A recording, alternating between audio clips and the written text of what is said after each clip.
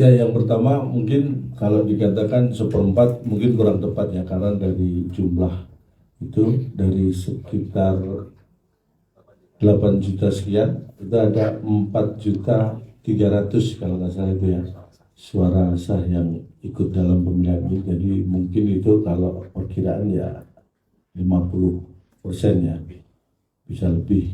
Jadi kalau seperempat saya kira kurang tepat. Tapi apapun itu, penyelenggara pemilu saya kira sudah melaksanakan tugasnya sesuai dengan undang-undang, sesuai dengan aturan, dan itu bisa berjalan dengan baik. Artinya kalau semua berjalan sesuai aturan, sesuai dengan undang-undang, tidak perlu lagi yang dipertanyakan legitimasinya.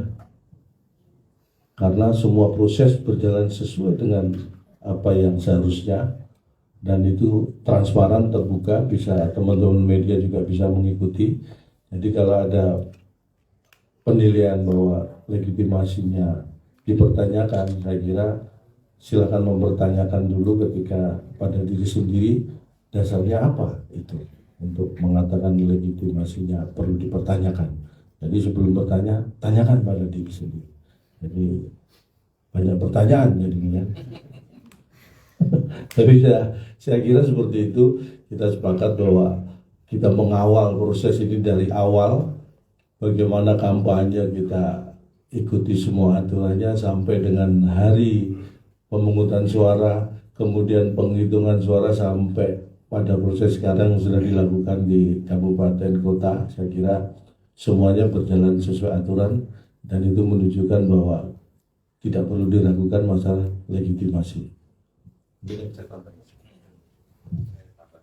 Ya, mau. Ya, jadi terkait dengan partisipasi pemilih, kalau kita lihat mungkin datanya secara nasional, bukan saja di Jakarta, mungkin teman-teman bisa cek sendiri di berbagai provinsi, termasuk berbagai kabupaten kota, angka partisipasi pemilih khusus di tahun 2024 ini memang tergolong cukup rendah. Artinya ini tidak spesifik terjadi di Jakarta. Yang kedua tadi mungkin yang dimaksud adalah C6 ya. Karena kemarin saya sempat mengikuti juga press conference dari teman-teman di 01 yang mengklaim bahwa karena C6 itu banyak yang tidak mendapatkan sehingga angka partisipasi pemilih itu rendah. Nah, kembali sama ya, fenomena ini tidak hanya terjadi di Jakarta.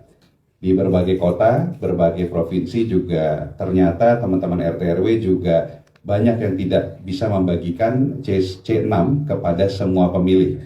Ya, tetapi yang perlu ditegaskan adalah C6 sifatnya adalah pemberitahuan.